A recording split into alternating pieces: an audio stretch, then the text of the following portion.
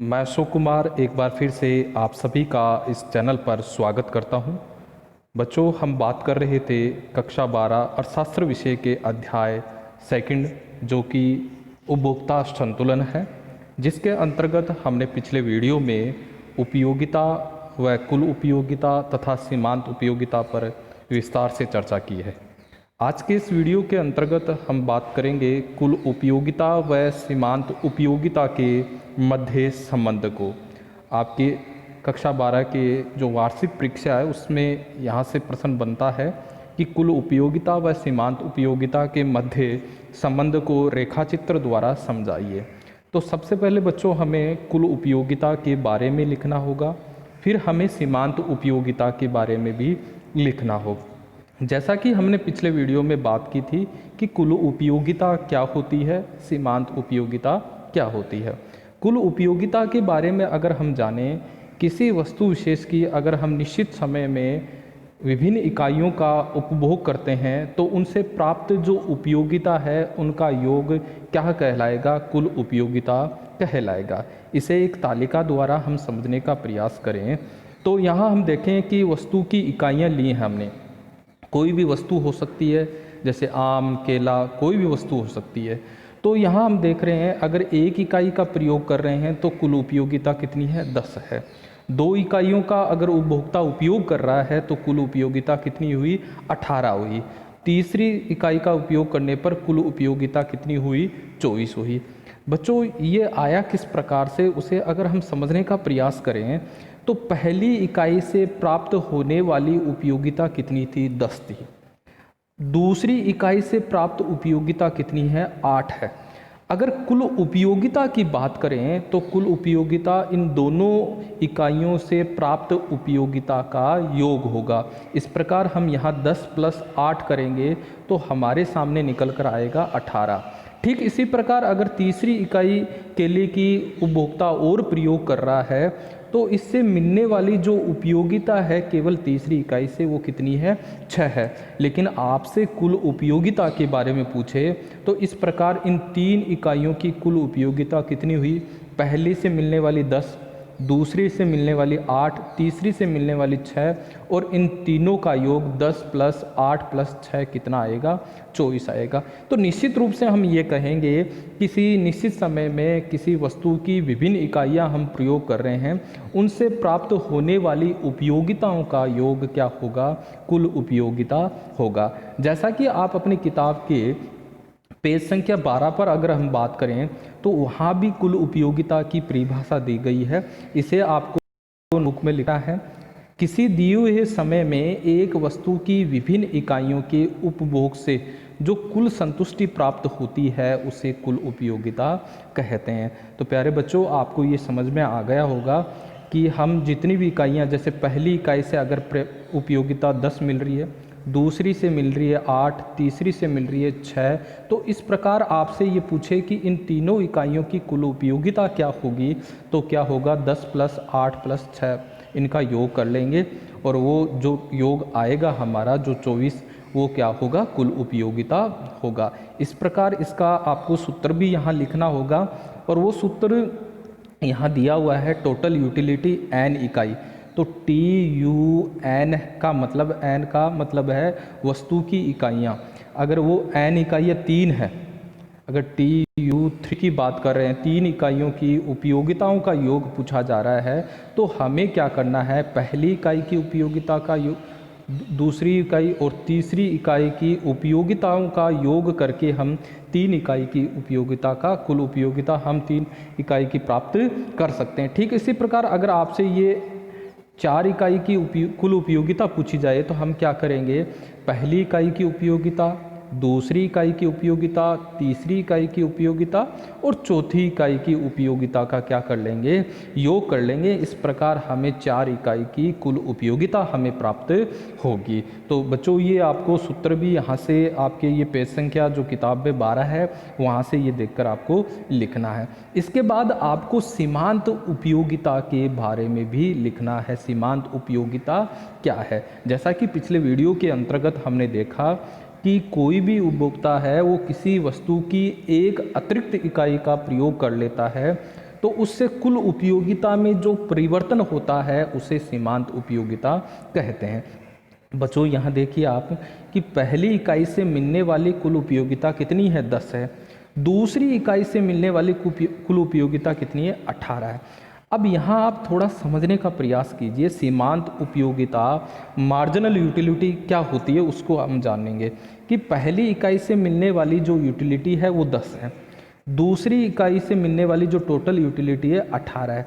अब आपसे पूछा जाए कि एक अतिरिक्त इकाई और प्रयोग करने पर कुल उपयोगिता में कितना परिवर्तन हुआ, तो हम यहाँ देखेंगे कि पहले कुल उपयोगिता कितनी थी, 10 थी, और अब कितनी हो गई, 18 हो गई। तो निश्चित रूप से हम कहेंगे कि कुल उपयोगिता में 8 की वृद्धि हुई है। इस प्रकार आपसे ये पूछा जाए कि दूसरी इकाई की सीमांत उपयोगिता कितनी है, 8 है। ठीक है, कहने का मतलब 8 का तात्पर्य ये हुआ कि दूसरी इकाई अगर हम केले का प्रयोग किया तो उससे हमें कितनी उपयोगिता मिली है, 8 मिली है। ठीक इसी प्रकार हम यहाँ देखेंगे कि तीसरी इकाई से जैसे प्रयोग किया तो कुल उपयोगिता कितनी हो गई, 24, और दो इकाइयों की कुल उपयोगिता कितनी थी, 18। यानी पहले 18 थी टोटल यूटिलिटी और अब कितनी हो गई, 24 हो गई। तो यहाँ हम देखें कि कुल उपयोगिता में कितने का परिवर्तन हुआ, तो 24 माइनस 18, तो वो निकल कर आता है 6। इस प्रकार हम कहेंगे तीसरी इकाई की आपसे सीमांत उपयोगिता पूछा जाएगा तो वो आप क्या बताओगे, 6 बताओगे। और आपसे पूछे ये आया कैसे है, तो वो आप बताओगे जी तीसरी इकाई की जो उपयोगिता है, कुल उपयोगिता, उसमें से हमने दूसरी इकाई की उपयोगिता को घटा दिया है, तो वो हमें क्या प्राप्त हुआ है, सीमांत उपयोगिता। इस प्रकार हमारे सामने सीमांत उपयोगिता का जो सूत्र निकल कर आ रहा है MUN, एन का मतलब है वस्तु की इकाई। अगर तीसरी इकाई की सीमांत उपयोगिता पूछ रहे हैं तो एन 3 हो जाएगा, चौथी इकाई की सीमांत उपयोगिता पूछ रहे हैं तो 4 हो जाएगा, पांचवी की पूछ रहे हैं तो 5 हो जाएगा। तो इस प्रकार ये आएगा TUN, टोटल यूटिलिटी NV इकाई। अगर तीसरी इकाई की पूछ रहे हैं तो यहाँ TUN भी क्या हो जाएगा, तीसरी इकाई हो जाएगा। अगर चौथी इकाई की सीमांत उपयोगिता पूछ रहे हैं तो यहाँ n क्या हो जाएगा, 4 हो जाएगा, माइनस TUN माइनस 1। बड़ा सरल सा सूत्र है, बड़ा सरल सा मेथड है।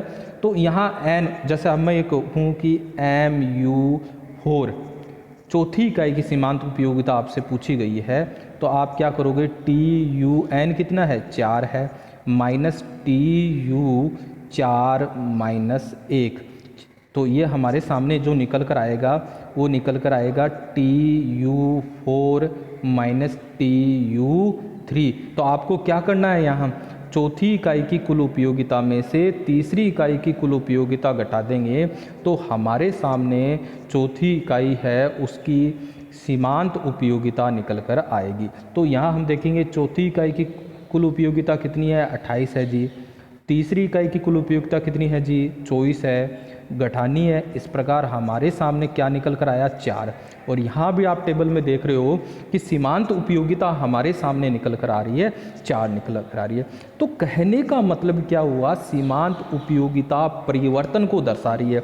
किसके परिवर्तन को, कुल उपयोगिता के परिवर्तन को दर्शा रही है। और कुल उपयोगिता के में जो परिवर्तन हो रहा है वो तीसरी, जैसे ही हम यहाँ देख रहे हैं कि 2 से 3 किया तो कुल उपयोगिता में कितने का परिवर्तन हुआ, 6 का। 3 से 4 किया तो कुल उपयोगिता में कितने का परिवर्तन हुआ, 4 का। 4 से 5 किया तो कुल उपयोगिता में परिवर्तन कितना हुआ, 2 का। इस प्रकार आपको आपकी जो किताब है उसमें भी इसकी परिभाषा दे रखी है और वहाँ से इसकी ये परिभाषा भी आपको लिखनी है। किसी दिए हुए समय में उपभोक्ता के द्वारा वस्तु की एक इकाई का उपभोग बढ़ाने से कुल उपयोगिता में आने वाला जो परिवर्तन है उसे क्या कहेंगे, सीमांत उपयोगिता कहेंगे। तो हम यहाँ देख रहे हैं MUN बराबर क्या हुआ, TUN माइनस TUN माइनस 1 है। ठीक है, कि कोई प्रकार की दिक्कत नहीं होगी, सिर्फ ये परिवर्तन को दर्शा रहा है, उसको आप समझने का प्रयास करना है। फिर आपको कुल उपयोगिता के बारे में लिखने के बाद, सीमांत उपयोगिता के बारे में लिखने के बाद आपको एक टेबल बनानी है और टेबल के माध्यम से भी आपको इसको समझाना है। एक सूत्र ये भी है बच्चों, ये वाला भी बड़ा सरल है, कुल उपयोगिता में परिवर्तन बटे उपभोग मात्रा में होने वाला परिवर्तन। जैसे हम इस टेबल से समझें कि कुल उपयोगिता में होने वाला परिवर्तन है, वो हम ये समझें कि कितने का हुआ। जैसे तीसरी इकाई का हम बात करें तो कुल उपयोगिता में तीसरी इकाई दूसरी से तीसरी में कितने का परिवर्तन हुआ, 6 का परिवर्तन हुआ है। उपभोग में होने वाला परिवर्तन कितना है, 1 का है। तो इस प्रकार कितना हुआ, 6/1 यानी 6, यानी इससे भी ये मान निकल कर आ रहा है। हमने ये समझा कि अगर तीसरी इकाई की सीमांत उपयोगिता हमें निकालनी है तो टोटल यूटिलिटी में होने वाला परिवर्तन में उपभोग की इकाइयों में होने वाले परिवर्तन का क्या दे देंगे, भाग। तो यहाँ देख रहे हैं कि तीसरी इकाई से कुल उपयोगिता जो 18 से 24 हो गई, तो कितने का परिवर्तन हुआ, 6 का। और उपभोग की इकाइयों में परिवर्तन कितना हुआ, 2 से हमने कितने किए, 3 किए, 1। तो यहाँ भी निकल कर कितना आ रहा है, 6 ही निकल कर आ रहा है। तो इस प्रकार ये आपके इस किताब में ये 2 सूत्र दे रखे हैं, ये आपको लिखने हैं। इसके बाद हमें कुल उपयोगिता व सीमांत उपयोगिता की एक टेबल बनानी है। प्यारे बच्चों, बड़ी सरल सी टेबल है, इसको आपको किसी प्रकार से रटने की आवश्यकता नहीं है, सिर्फ समझना है। और इसके अंतर्गत क्या है कि कोई भी उपभोक्ता है किसी वस्तु की जैसे जैसे इकाइयों में बढ़ाएगा, उससे होने वाली उपयोगिता है वो हमें घटती हुई प्राप्त होती है। बड़ी ये समझ की बात है।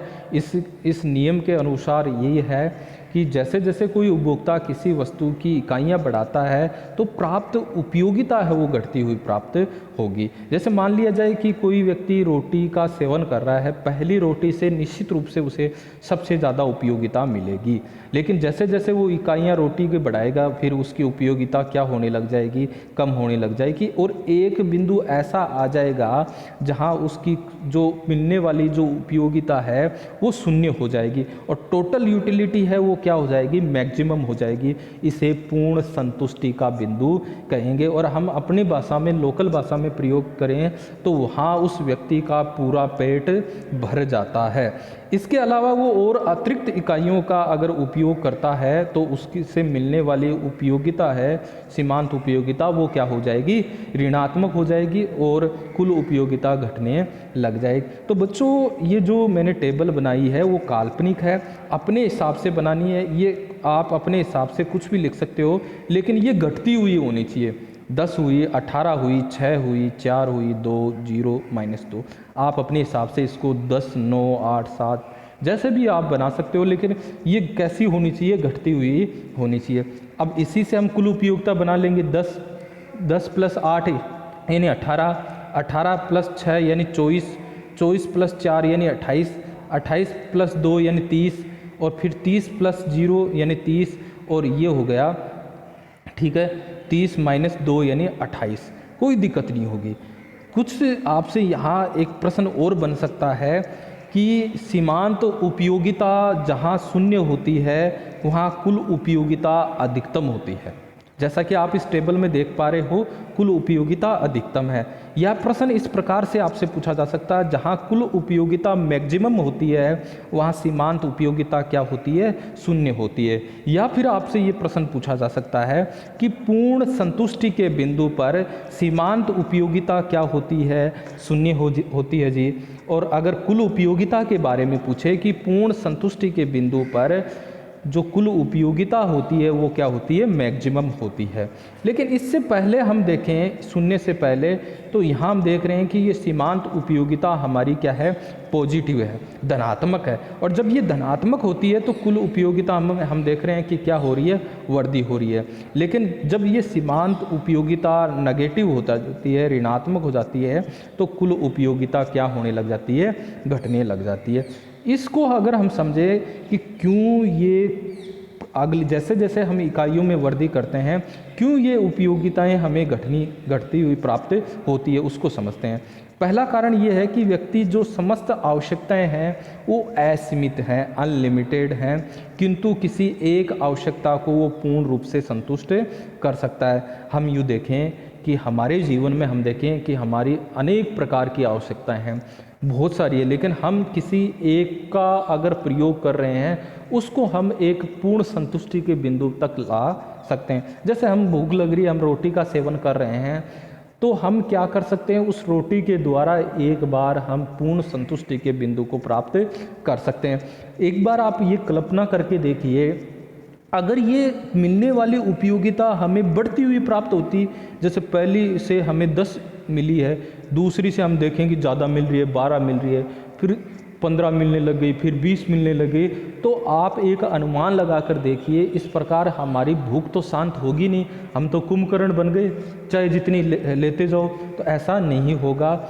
हम ये देख लीजिए, जैसे हम पोशाक खरीद रहे हैं, हम एक जोड़ी खरीदें, उससे हमारी बहुत ज़्यादा उपयोगिता मिलती है, 2 खरीदें, 3 खरीदें, 4 खरीदें, और एक बिंदु इस प्रकार आता है कि हमारे पास बहुत ज़्यादा जोड़ियाँ हो जाती हैं पोशाक की, कपड़ों की। फिर हमारे सामने हमें जैसे पहली या 2-4 जोड़ियाँ होती थी हमारे पास, तो हम उनको संभाल कर रखते थे, लेकिन हमारे सामने बहुत ज़्यादा हो गई, तो कौन सी जोड़ी कहाँ है, कभी किसी को दे दें, कभी किसी को दे दें।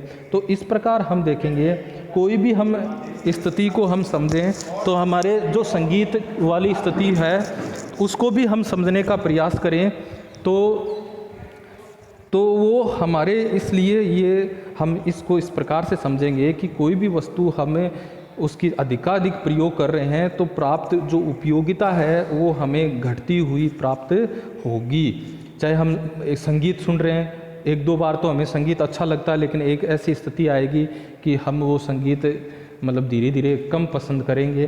तो इसकी कुछ अपवाद भी हैं, उनको भी आगे हम समझेंगे, लेकिन फिलहाल इस नियम को जानें कि कोई भी वस्तु का हम प्रयोग कर रहे हैं तो प्राप्त उपयोगिता हमें घटती हुई प्राप्त होगी।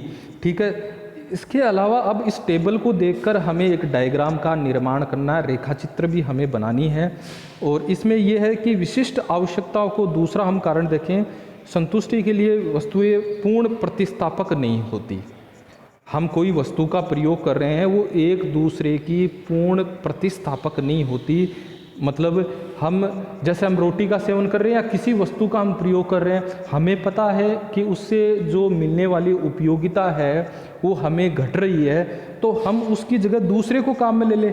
लेकिन हम ये जानते हैं कोई भी वस्तु है वो बिल्कुल उसकी पूर्ण प्रतिस्थापक नहीं होती, बिल्कुल वो उस जैसा काम नहीं कर सकती। जैसे हम रोटी है तो रोटी रोटी होती है, उसकी जगह हम कोई दूसरी वस्तु का प्रयोग करते हैं तो वो अलग स्थिति हमारे सामने होगी। अब इसको आपको देखकर एक डायग्राम का निर्माण करना है, बड़ा सरल सा है। हमने यहाँ देखा है कि ये दोनों डायग्राम हम देख रहे हैं वो आपको ऊपर नीचे बनाने हैं, बिल्कुल इसके ऊपर नीचे ही बनाने हैं। नीचे हमने जो वस्तु की मात्रा है उसको दर्शाया है। आप केले हैं तो केलों की मात्रा ले सकते हो, कोई अन्य वस्तु को भी आप यहाँ ले सकते हो। तो हम यहाँ देखें कि हाँ मैंने केले की मात्रा ले ली, या आप और वस्तु है, यहाँ एक एक हमने इकाइयाँ दर्शाई है, 1 इकाई, 2 इकाई, 3 इकाई, 4 इकाई, 5, 6, 7, 8 इस प्रकार से। और यहाँ आपको कुल उपयोगिता को दर्शाना है और यहाँ आपको सीमांत उपयोगिता को दर्शाना है। जैसे पहली इकाई से अगर 10 मिली है तो यहाँ 10 आप देखना कि यहाँ है तो यहाँ डॉट लगा दिया। फिर हम ये देखेंगे दूसरी इकाई से हमें कितनी उपयोगिता मिली है, हम टेबल में देखें टोटल यूटिलिटी 18 मिली है। तीसरी से कितनी मिली है, 24 मिली है। चौथी से कितनी मिली है, 28, फिर 30। और इनको अगर हम डायग्राम के अंतर्गत इनको दर्शाएंगे इस प्रकार, आप डॉट डॉट आपने ग्राफ बनाए होंगे कक्षा 10 में जब आपने गणित विषय पढ़ा है, तो इसको अगर हम मिलाएंगे तो इस प्रकार हम देखेंगे इनको, ये हमारे सामने कुल उपयोगिता वक्र बनता है। ठीक है, उसी प्रकार हमने जब सीमांत उपयोगिता की टेबल देखी वो हमारे सामने कितनी आ रही है, 10, 8, 6, 4, 2, 0, -2। तो इसको भी आपको नीचे वाले डायग्राम में इसको भी आपको इस प्रकार से 10, 8, 6, 4 इस प्रकार से ये सीधी रेखा आएगी। क्योंकि ये टेबल आपकी किताब वाली है, ये थोड़ी अलग है क्योंकि इसमें 0, 10, 6, 4, 2, 0, -2 है। और मैंने जो ऊपर टेबल बनाई थी उसमें 10, 8, 6, 4, 2, 0, -2 है। कोई फ़र्क नहीं है, टेबल आप अपने हिसाब से कुछ भी बना सकते हो, केवल वो घटती हुई आपके सामने होनी चाहिए। तो ये बड़ा सरल सा है। यहाँ एक ये और देख लेना आप, सीमांत उपयुक्तता शून्य वाले को या इस प्रकार से ये डॉट डॉट ऊपर आपको मिला देना है और यहाँ लिख देना है पूर्ण संतुष्टि का बिंदु। ठीक है, कोई दिक्कत नहीं होगी। इसके बाद ये आपके अगले वाले पेज पर ये चीज़ें हैं कि जिस बिंदु पर कुल उपयोगिता अधिकतम होती है वहाँ आपने देखा कि सीमांत उपयुक्तता शून्य के बराबर है, ये भी आप इसमें लिख लेना। ये चीज़ें आपको नहीं लिखनी है, ये वाला जो ऊपर लिख रखा है ऐसा, 1 मिनट, आपको ये तालिका में ऐसा आपको हूबहू नकल नहीं करना है। आपको क्या लिखना है, यहाँ उपयुक्त तालिका व रेखाचित्र द्वारा निम्न प्रकार से कुल उपयोगिता व सीमांत उपयोगिता के का संबंध निकलता है, तो उनको इन बिंदुओं के माध्यम से आपको लिखना है। तो ये 2 बिंदु थे जिसकी व्याख्या मैंने अभी कर दी है। और ये थोड़ी सी रेखा चित्र की आपको व्याख्या करनी है कि रेखा चित्र में हमने 2 भाग लिए हैं, ऊपर वाले को आप ए भाग दे दोगे, नीचे वाले को बै दे दोगे। ऊपर दर्शाया है, कुल उपयोगिता दर्शाई है कि पहली इकाई पर कुल उपयोगिता कितनी है, दूसरी इकाई पर कितनी है, तीसरी पर कितनी आपने ली है, चौथी पर कितनी ली है। ठीक है, इसी प्रकार आपको नीचे वाले डायग्राम की व्याख्या करनी है कि पहली इकाई पर सीमांत उपयोगिता कितनी है, दूसरी पर कितनी है, तीसरी की कितनी है, चौथी की कितनी है। और फिर एक इकाई कौन सी थी कि हमने छठी इकाई ली थी जहां सीमांत उपयोगिता शून्य होती है और कुल उपयोगिता अधिकतम होती है। तो प्यारे बच्चों, बड़ा सरल सा टॉपिक है, बस ये टेबल अगर आपको समझ में आ गई तो सारा ये फंडा है वो समझ में आ जाएगा, कोई दिक्कत नहीं है। सिर्फ ये टेबल बनाते समय आपको ये घटता हुआ बनाना है। आगे आने वाले वीडियो में हम जो आगे है सीमांत उपयोगिता ह्रास नियम के बारे में जानेंगे।